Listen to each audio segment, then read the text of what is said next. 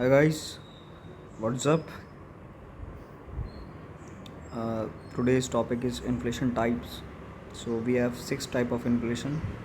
Then we are going to ask that is first is creeping inflation. Creeping inflation is what? Creeping inflation is what? It is a mild inflation which boosts demand by 3% or in a less year. What is trotting inflation? Trotting inflation is what? Inflation where price rises 10% more. What is core inflation? It shows long term trend in particular price. It exclude food prices, daily routine commodities. What it disinflation is, general price level increases, decrease in rate in inflation. It is just opposite of inflation. What is headline inflation? Is major total inflation within the economy, food, vegetable, energy, sudden hike of prices. There is a sudden hike of prices. It's a question asked in CDS. What is stagflation? That is a hyperinflation, also known as hyperinflation. High unemployment rate, decline in GDP, slow economic growth. In simple terms, we have to explain stagflation is what? Economy rises with rapid inflation. That is called type of inflation. So we are going to now explain different things. That is what I'm going to tease is types of unemployment.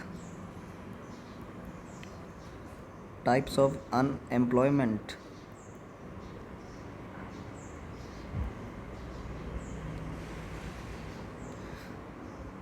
We are going to teach.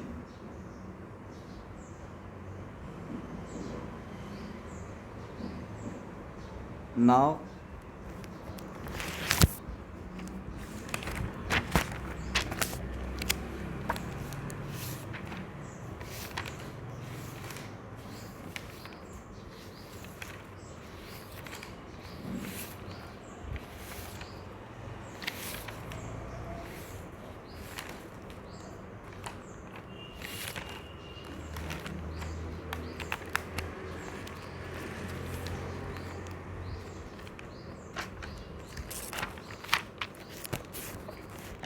तो what is it? तो हम बात कर रहे हैं unemployment की. तो हम इसमें 6 टाइप पढ़ेंगे अनएम्प्लॉयमेंट की. तो first unemployment type is frictional unemployment. Frictional unemployment.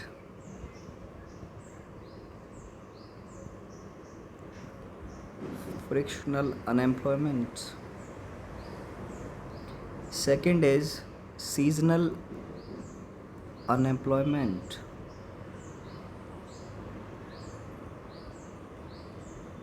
Seasonal unemployment. Third one is structural employment.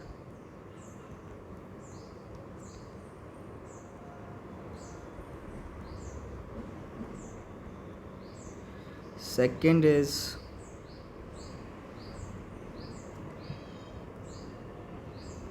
structural unemployment, disguised unemployment.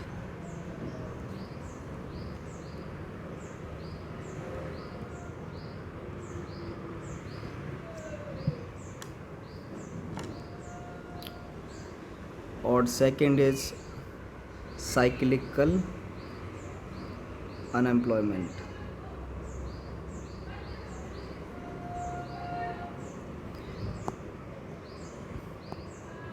So what is frictional employment? There is a gap. If someone left his old job and search a new job, when there is a time period between the new job and second job to adopt a second new job, then it is called frictional unemployment. तो मैं हिंदी में आपको बताऊंगा कि frictional unemployment क्या होता है. कि जब कोई बंदा, उसके पास कोई ओल्ड जॉब थी, उसने वो छोड़ दी. अब वो न्यूज़ जॉब के सर्च में उसको सर्च करना है कि अपॉर्चुनिटी है उसके पास कि उसको न्यू जॉब चाहिए. तो उसके बीच में जो टाइम पीरियड बचता है उसको, वो एक अनएम्प्लॉयमेंट होता है, उसको क्या कहते हैं अपन कि फ्रिक्शनल एम्प्लॉयमेंट, फ्रिक्शनल अनएम्प्लॉयमेंट। अगर वो ओल्ड जॉब छोड़ के न्यू जॉब सर्च करता है उसके बीच जो टाइम पीरियड होता है फ्रिक्शनल अनएम्प्लॉयमेंट। सीजनल एम्प्लॉयमेंट इसके नाम से ही पता चलता है, ये सीजनल होता है। जैसे जो फार्मर होते हैं उनके 2 फसलों का गैप होता है 6 मंथ, तो next 6 month, sorry that is cause 4 month and 4 month, there is a period between farmers are not working, then it was seasonal and unemployment, seasonal unemployment। example, construction workers,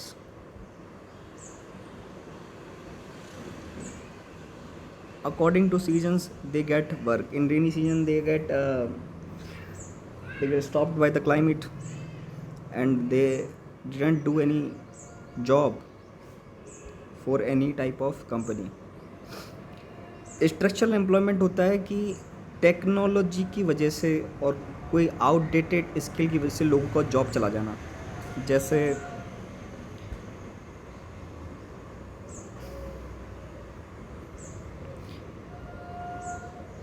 if we have a car then we have a driver, then assume we have a automated car,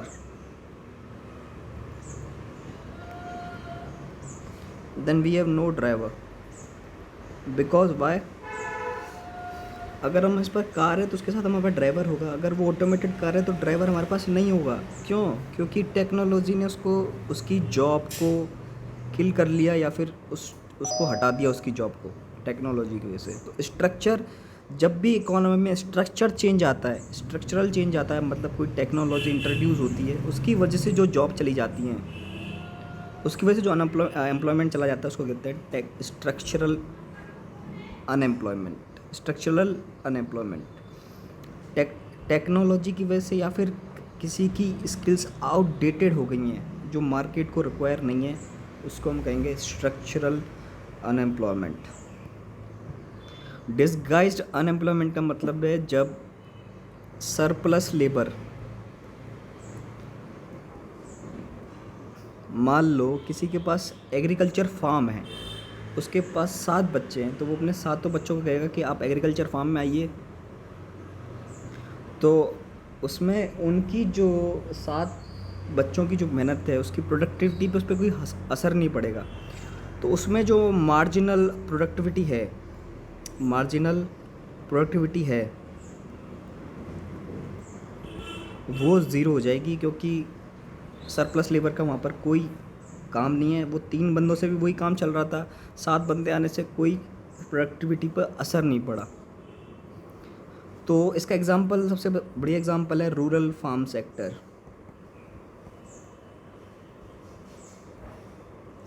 cyclical important का मतलब है कि जब business में recession आ रहा हो, या फिर डिप्रेशन हो,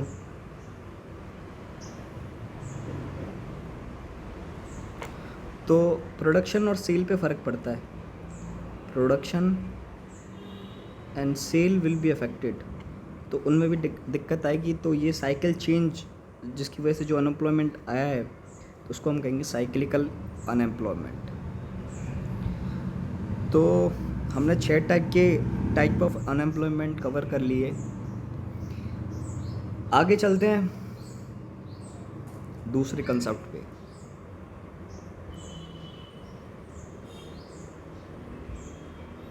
दूसरा कंसेप्ट क्या है सर?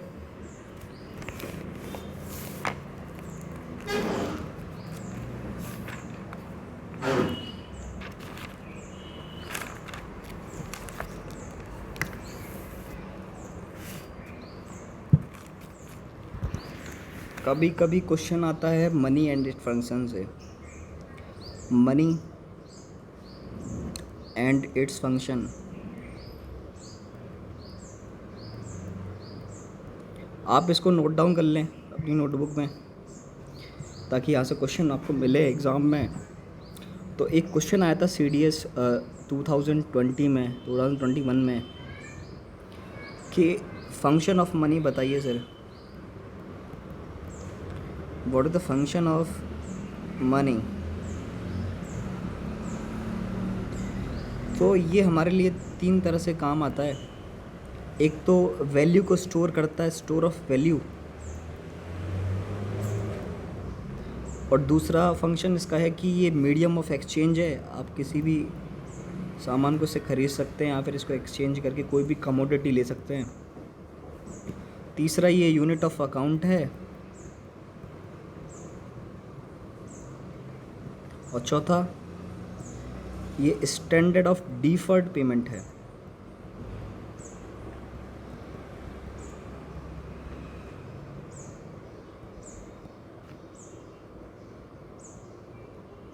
ये 4 ऑप्शन दे रखे थे CDS में पिछली बार क्वेश्चंस में, तो आपको एक ऑप्शन एलिमिनेट करना था, तो ये क्वेश्चन वहाँ से आया।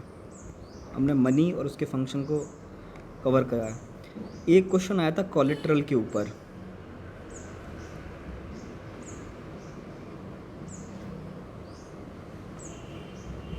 जैसे मान लो कोई, कोलेट्रल का मतलब क्या होता है? कोलेट्रल का मतलब होता है कि ये मान लो बोरोवर है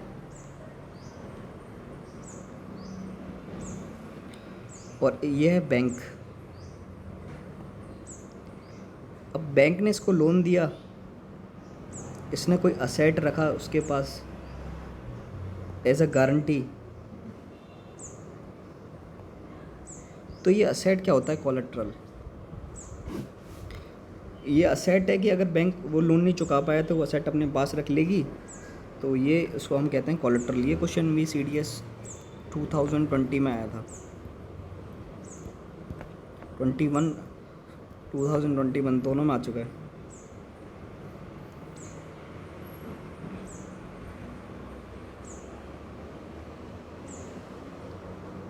दूसरा क्वेश्चन करते हैं।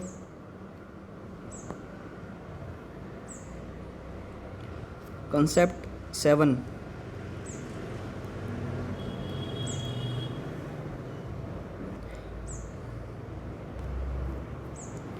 Type of good.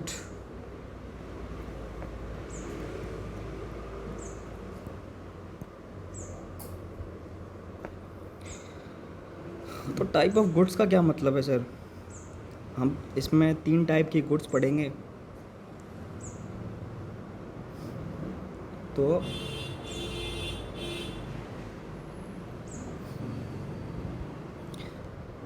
हम 3 टाइप की गुड्स पढ़ेंगे। इसमें पहला है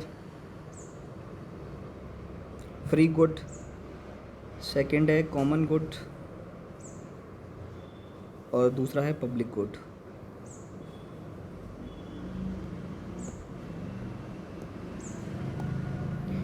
free good, free goods, common goods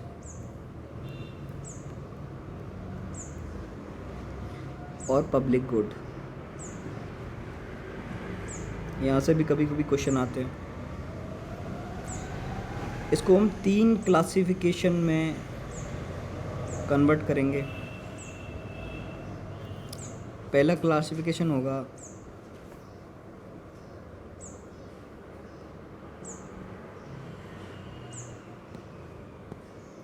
किसके बेसिस पे, क्या ये फ्री है, फ्री गुड फ्री है क्या? दूसरा, इसमें कोई एक्सक्लूड, किसी को एक्सक्लूड तो नहीं किया गया है, बाहर तो नहीं निकाला गया, और कि इसमें कोई झगड़ा तो नहीं है, कंजप्शन, इनके कंजप्शन करने में कोई झगड़ा तो नहीं है, मतलब राइवलरी इन कंजप्शन। सबसे पहले फ्री गुड का आपका एग्जांपल दूं मैं, तो ये सनरेज, एयर, ऑक्सीजन, इस पे किसी ये क्या फ्री है? तो बिल्कुल हम इस पर टिक लगा देंगे, ये बिल्कुल फ्री है। इसमें इसको लेने से किसी को एक्सक्लूड तो नहीं किया गया? बिल्कुल नहीं किया गया सर, नो। क्या इसके अगर कोई ज़्यादा O2 ले रहा है और हम कम O2 ले रहे हैं तो हम झगड़ा थोड़ी करेंगे? इसके में कंजप्शन करने में कोई झगड़ा तो नहीं होगा? No sir. कॉमन गुड्स क्या होते हैं? ग्रेजिंग लैंड,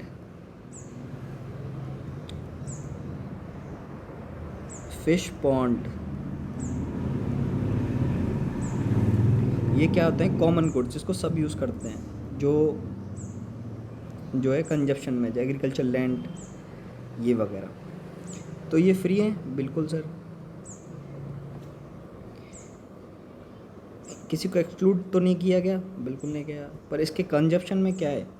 झगड़ा तो है। Yes, there is a rivalry in a consumption. Public good, जो मतलब गवर्नमेंट के गुड्स हैं, जैसे डिफेंस, जैसे स्ट्रीट लाइट, क्या ये फ्री है सर? बिल्कुल।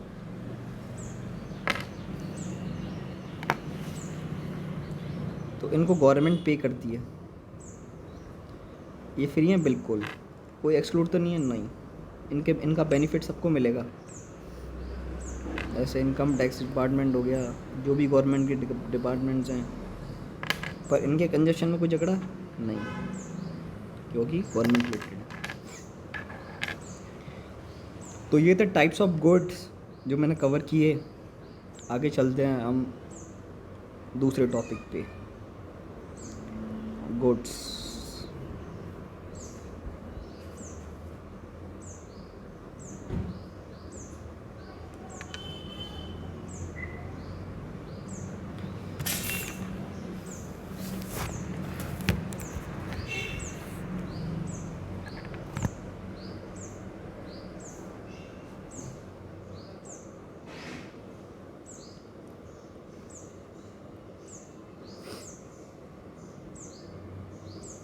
आगे पढ़ेंगे हम बजट एंड इट्स कंपोनेंट।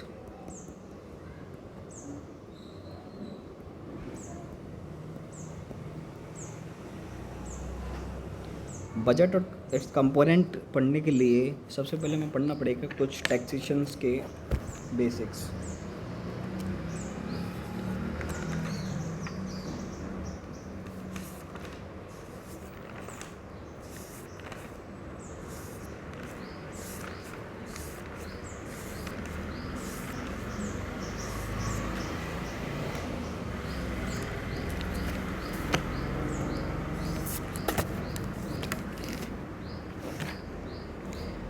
तो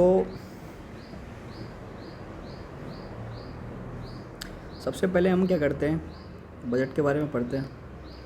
तो बजट बेसिकली है क्या?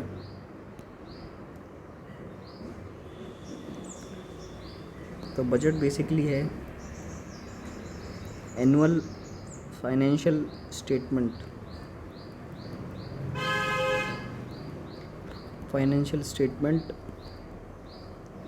जो कहाँ दिया गया है? आर्टिकल 112 में। दूसरा टॉपिक, टैक्स टाइप्स।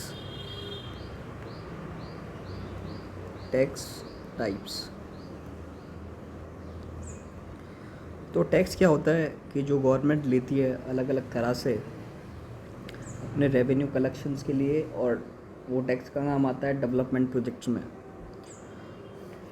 तो टैक्स के दो टाइप, पहला है डायरेक्ट टैक्स और एक indirect tax.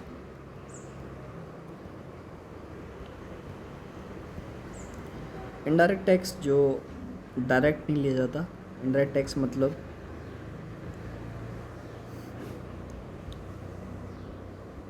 burden of tax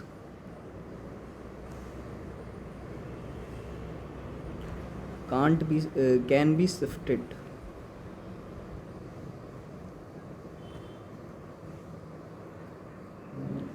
जैसे इनडायरेक्ट टैक्स का मतलब है आपने शुगर बाय करी, जो जिस उस पर जो टैक्स लगा जीएसटी आपने दिया 5% 8% जो भी दिया, तो वो टैक्स गवर्नमेंट को जाएगा, तो उसको क्या कहते हैं इनडायरेक्ट टैक्स। आपने इनडायरेक्ट रूप से वो टैक्स दे दिया। तो यहाँ पर बर्डन ऑफ टैक्स शुगर और दूसरे बंदे ने भी खरीदी, सेकंड पर्सन ने भी खरीदी, उसने भी टैक्स दिया सेम। तो यहाँ पे क्या हो रहा है कि जो टैक्स का बर्डन है वो शिफ्ट हो रहा है। और डायरेक्ट टैक्स क्या है, जो गवर्नमेंट डायरेक्ट लेती है, जैसे गवर्नमेंट एम्प्लॉय से। इनकम टैक्स, यहाँ पे क्या है, burden of tax can't be shifted. जो बर्डन ऑफ टैक्स है वो शिफ्ट नहीं होगा, can't be shifted.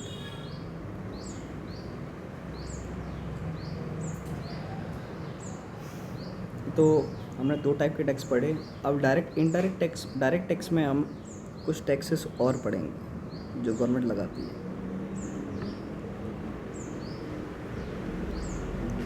Regressive tax,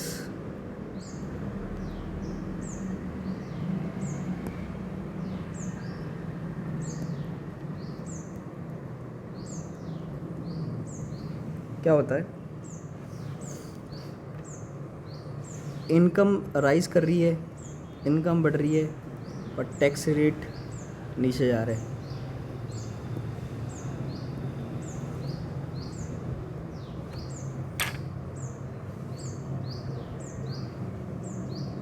ठीक है।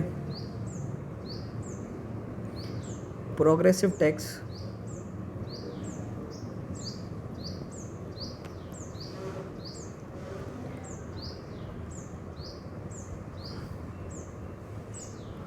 प्रोग्रेसिव टैक्स क्या होता है,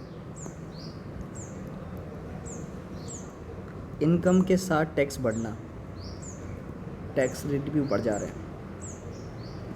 प्रोग्रेसिव मतलब इनकम के साथ साथ टैक्स बढ़ना। Rises of tax rate with the increase in income, proportional tax,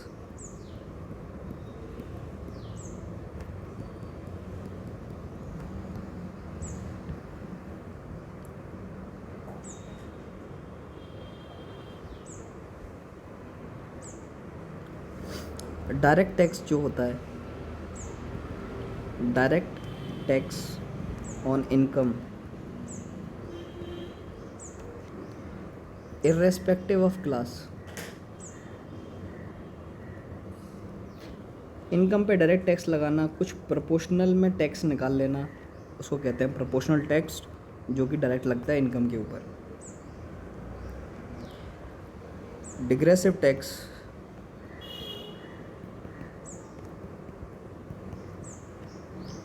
डिग्रेसिव tax का मतलब है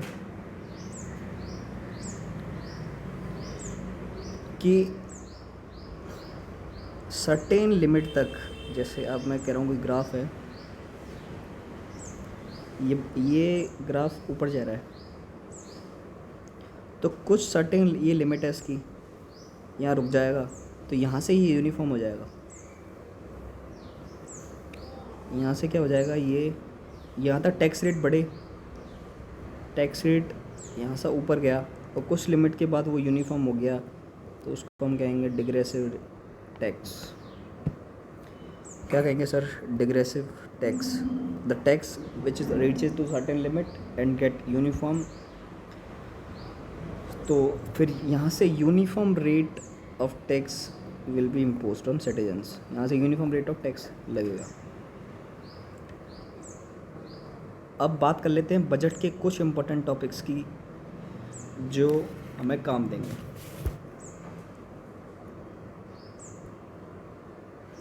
पहला टॉपिक है, कुछ अंतर आपको मैं बता देता हूँ कि बैलेंस बजट क्या होता है,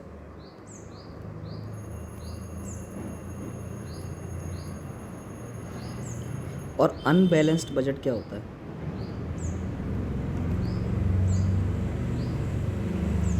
सिंपल सा टॉपिक है ये, इसमें कोई रॉकेट साइंस नहीं है। बैलेंस बजट का मतलब है और नीचे आप लिख लीजिए एक और टॉपिक, सरप्लस बजट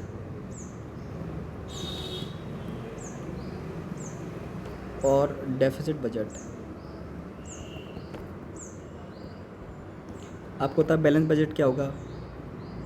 जहाँ जो है गवर्नमेंट एक्सपेंडिचर है, गवर्नमेंट का जो खर्चा है वो अगर इक्वल हो जाए गवर्नमेंट के रेवेन्यू से, जितना रेवेन्यू उसने कलेक्ट किया और उसके एक्सपेंडिचर थे, उसको हम कहते हैं बैलेंस बजट। अगर गवर्नमेंट का एक्सपेंडिचर ज़्यादा है और रेवेन्यू कलेक्शन है कम, तो उसको हम कह देंगे अनबैलेंस्ड बजट गवर्नमेंट रेवेन्यू। तो ये कंडीशन होती है गवर्नमेंट बजट और गवर्नमेंट अनबैलेंस बजट और बैलेंस बजट के बीच में। सरप्लस बजट क्या होगा? जहाँ रेवेन्यू जो है सेंट्रल गवर्नमेंट का बहुत ज़्यादा है,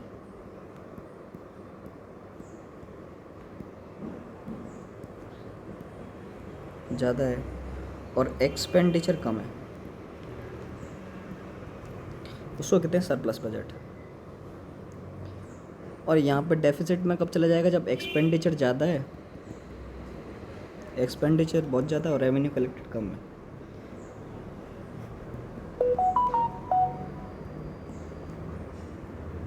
तो उसको हम क्या कहेंगे? Deficit budget. आगे कुछ इम्पोर्टेंट टॉपिक की और बात करते हैं।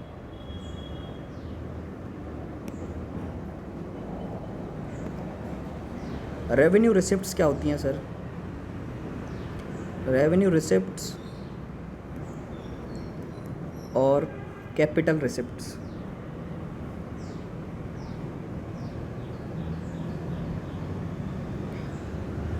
आपको मैं बता दूं, दो टॉपिक है, रेवेन्यू रिसिप्ट और कैपिटल रिसिप्ट्स।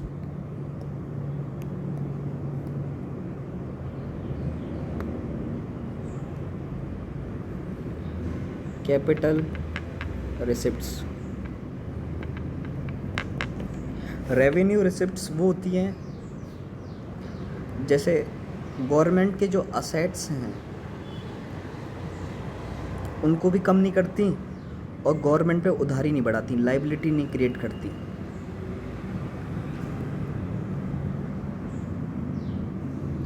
ये तो होती हैं रेवेन्यू रिसिप्ट्स।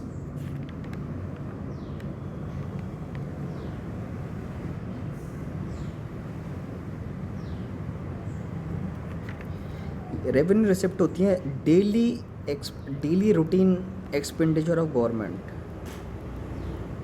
डेली रूटीन वाला, जो डेली रूटीन से जो रेवेन्यू रिसिप्ट्स आती हैं, कलेक्शन होता है रेवेन्यू का, उसको हम कहते हैं असेट टू लाइबिलिटी। इसको तो हम थोड़ा डेप्थ में समझते हैं कि होता क्या है। रेवेन्यू रिसिप्ट वो रिसिप्ट है ना तो जो असेट बनाती हैं गवर्नमेंट के लिए, ना उनकी उधारी बढ़ाती हैं। जैसे इनकम टैक्स वसूला गवर्नमेंट ने, इससे ना तो कोई असेट बना, ना कोई लाइबिलिटी बनी, ना उधारी बनी। कॉरपोरेशन टैक्स, इनसे भी कोई असेट नहीं बना। कॉरपोरेशन टैक्स, इनसे भी कोई इनकम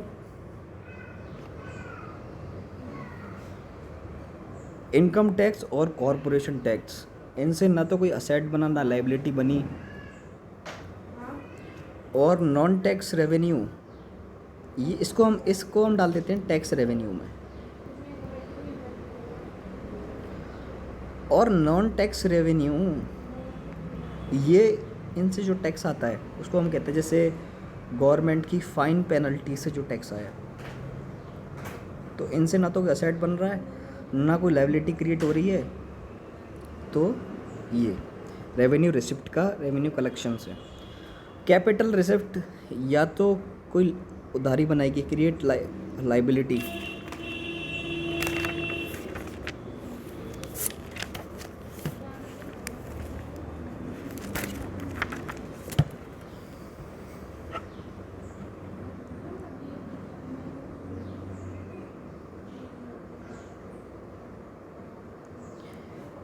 क्रिएट लाइबिलिटी मतलब लाइबिलिटी क्रिएट करेगी और ये कम करेगी। मतलब कैपिटल रिसिप्ट का मतलब है कि या तो वो पेमेंट कर देगी लोन का जो उधार लिया है सरकार ने, क्रिएट पे लाइबिलिटी पेमेंट ऑफ लोन, या किसी असेट को रिड्यूस कर देगी, रिड्यूस एन असेट। मतलब डिसइन्वेस्टमेंट, मतलब किसी असेट के सरकार को बेच देना, उससे पैसा मिलता है, उससे हम पेमेंट करेंगे लोन का, डिसइन्वेस्टमेंट हम इसको कहते हैं। या तो असेट को रिड्यूस करेगी या लाइबिलिटी बनाएगी। तो ये सरकार के डेली रूटीन में नहीं आता, नॉन रूटीन में आता है। तो हमने दोनों में अंतर समझ लिया कि या तो वो पेमेंट करेगा लोन का या डिसइन्वेस्टमेंट को रिड्यूस करके उसका पेमेंट चुका देगा।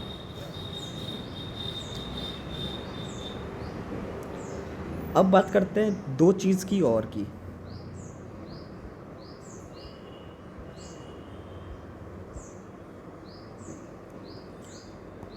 तो दो चीज़ों की हम बातें कर लेते हैं। एक तो होता है रेवेन्यू एक्सपेंडिचर,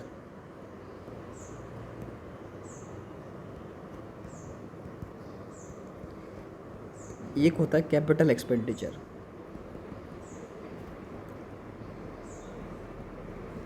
मैंने आपको पहले बताया कि रेवेन्यू एक्सपेंडिचर कोई ना तो असेट क्रिएट करता है, neither create an asset nor create an liability, कोई उधारी भी चुकाता नहीं है, कोई लाइबिलिटी भी नहीं बनाता सरकार के लिए ताकि वो अपना पेमेंट, ना तो कोई लाइबिलिटी बनाता, उधारी भी नहीं बढ़ाता सरकार की। बढ़ा रेवेन्यू एक्सपेंडिचर मतलब कुछ ना तो उधारी चुकाता है ना कोई असेट को बना के देता है।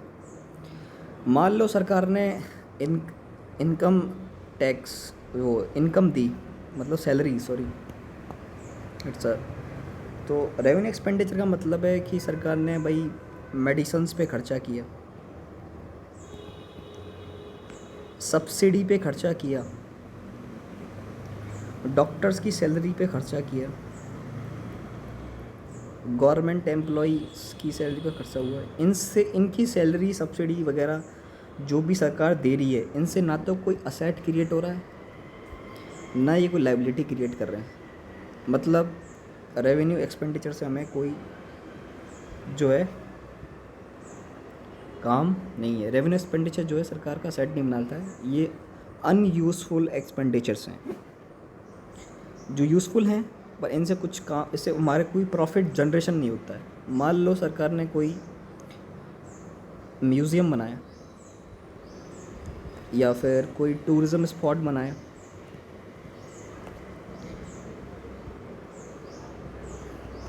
सरकार ने कोई हॉस्पिटल कंस्ट्रक्ट किया, कोई पोर्ट बनाया, तो ये जो एक्सपेंडिचर है सरकार का, यहाँ से वो इनकम जनरेट होगी।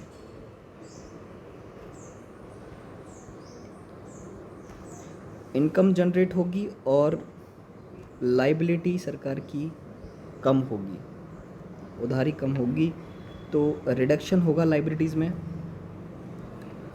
और असेट फॉर्मेशन होगा, असेट बनेंगे, असेट फॉर्मेशन होगा।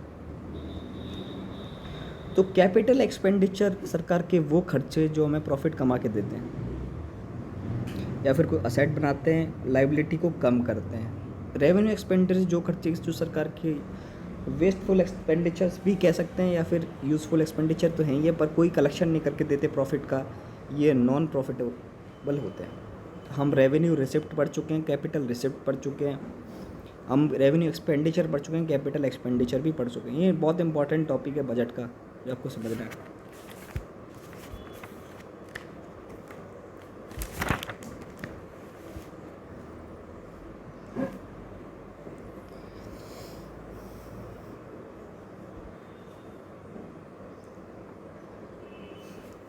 आपको दूसरे टॉपिक पे लिए चलते हैं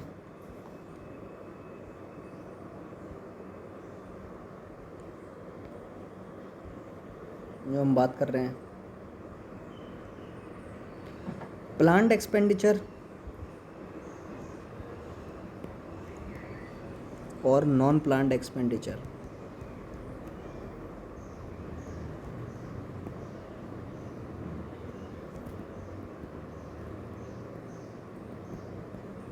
इसका मतलब क्या है? प्लान्ड एक्सपेंडिचर वो एक्सपेंडिचर है जो सरकार खर्च करती है अपनी बेसिक यूटिलिटीज़ पे। बेसिक यूटिलिटी मतलब एग्रीकल्चर पे, हेल्थ पे, या फिर इंडस्ट्रीज़ पे, एजुकेशन पे, ये सरकार की बेसिक यूटिलिटीज़ पे।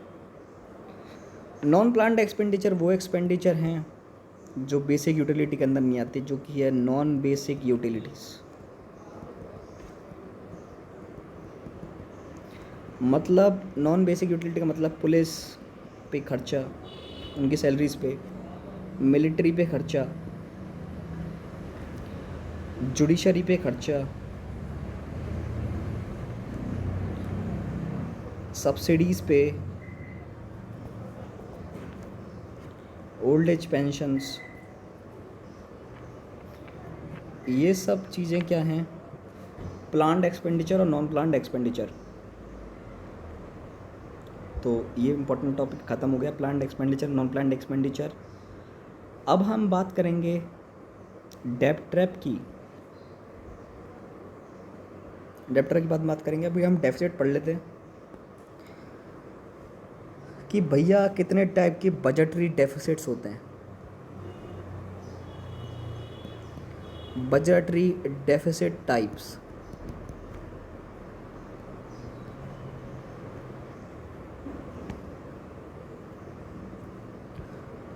तो हम बात कर लेते हैं कि बजट डेफिसिट क्या होते हैं।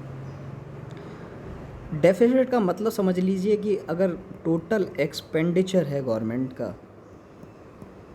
वो घटाते हैं टोटल रिसिप्ट में से, जितना रेवेन्यू कलेक्शन हुआ है रिसिप्ट में से, तो हम निकाल लेंगे क्या सर? डेफिसिट निकाल लेंगे।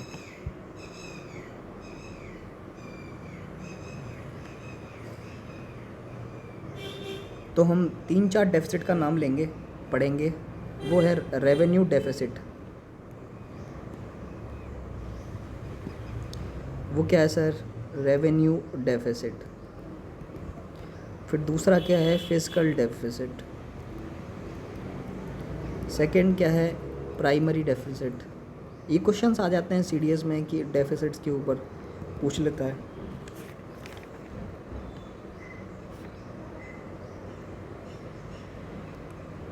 और इन 3 डेफिसिट के बारे में हम आज जिक्र करेंगे।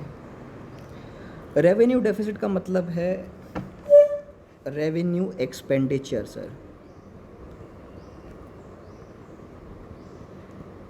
मतलब क्या? रेवेन्यू एक्सपेंडिचर का क्या मतलब है? जब सरकार ने खर्चा कहाँ किया हो?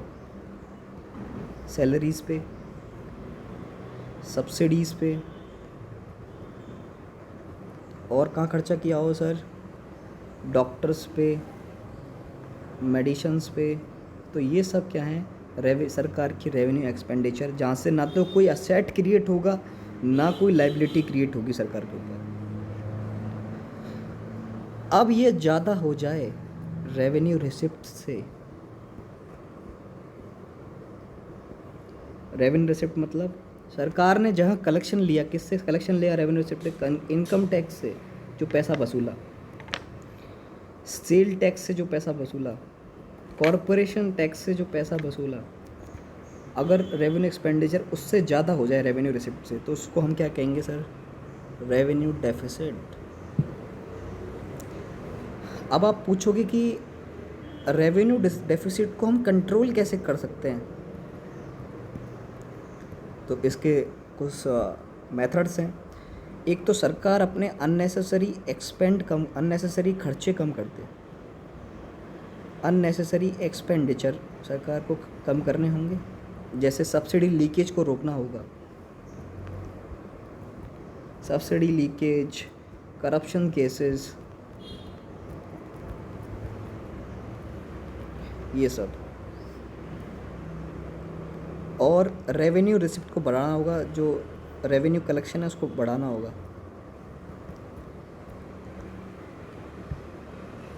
ये सब चीज़, ये मेथड जो है सरकार यूज़ कर सकती है रेवेन्यू डेफिसिट के लिए, रेवेन्यू डेफिसिट को कंट्रोल करने के लिए।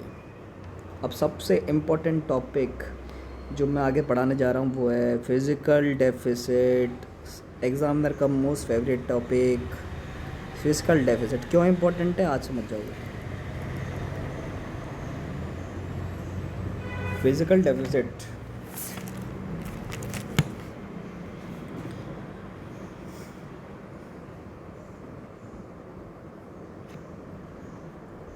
फिजिकल डेफिसिट का टोटल मतलब क्या होता है सर, कि गवर्नमेंट की टोटल बोरोइंग कितनी है, टोटल बोरोइंग ऑफ व्हाट,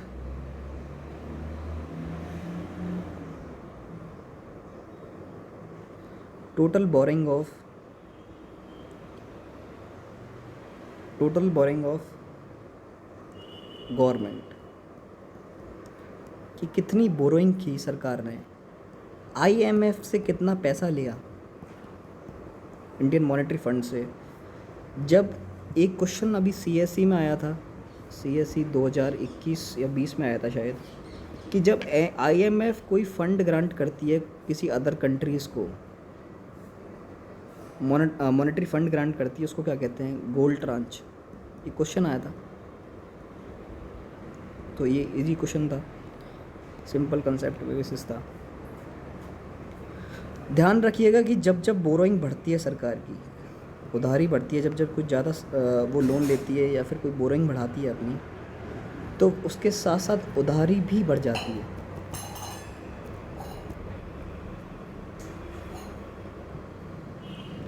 उधारी बढ़ जाती है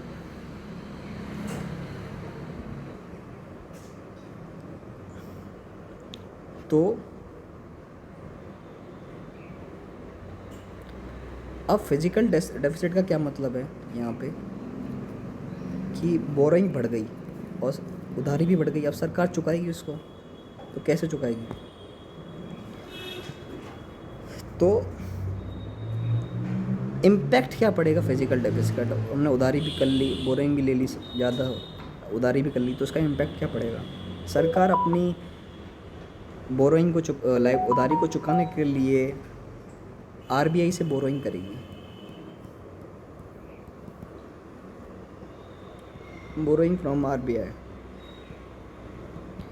आरबीआई कहाँ से लाएगी पैसा, नया प्रिंट करेगी currency, print of new currency. इससे कैश फ्लो बढ़ेगा मार्केट में,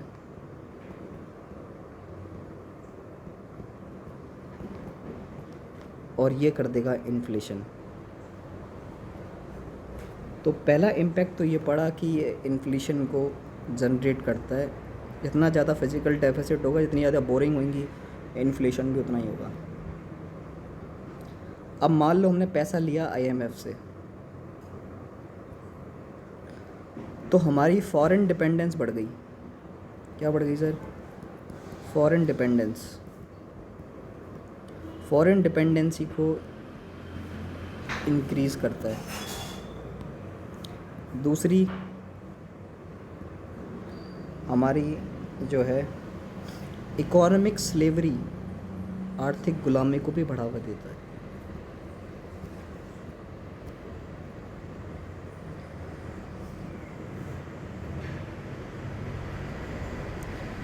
ये गवर्नमेंट तो चली जाएगी, दूसरी गवर्नमेंट आएगी, तो उस पर क्या होगा, एक बर्डन होगा, financial burden on new generation. आगे वो पैसा चुकाना पड़ेगा। नहीं तो अभी चाइना क्या कर रहा है कि लोन देता है, बोरोइंग करवा देता है दूसरी कंट्री से, वो ले भी लेते हैं पैसा, तो उनकी जो है पॉलिटिकल फ्रीडम में इंटरप्शन करता है। पॉलिटिकल फ्रीडम में क्या करता है, इंटरप्शन करता है, वहाँ पे बेसिस बनाता है।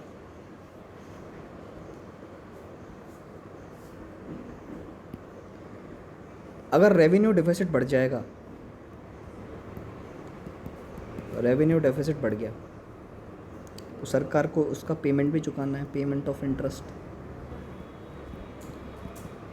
अब पेमेंट ऑफ इंटरेस्ट चुकाते चुकाते सरकार एक डेब्ट ट्रैप में आ जाएगी, एक ट्रैप में आ जाएगी, उसको क्या कहते हैं हम, डेब्ट ट्रैप। तो ये हमने पढ़ लिया डेफिसिट्स, प्राइमरी डेफिसिट का मतलब है कि जब हम फिजिकल डेफिसिट में से इंटरेस्ट पेमेंट निकाल देते हैं तो हम इसको कहते हैं प्राइमरी डेफिसिट। प्राइमरी डेफिसिट का क्या मतलब होता है? Primary deficit is equals to physical deficit minus interest of payment. अगर इसको निकालते हैं तो हमारा प्राइमरी डेफिसिट निकल आता है।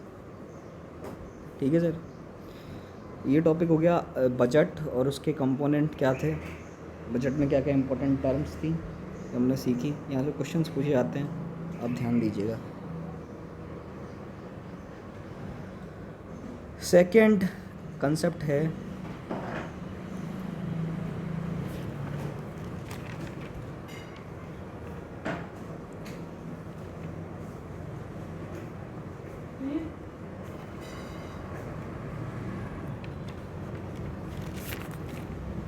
सेकंड कंसेप्ट क्या है सर?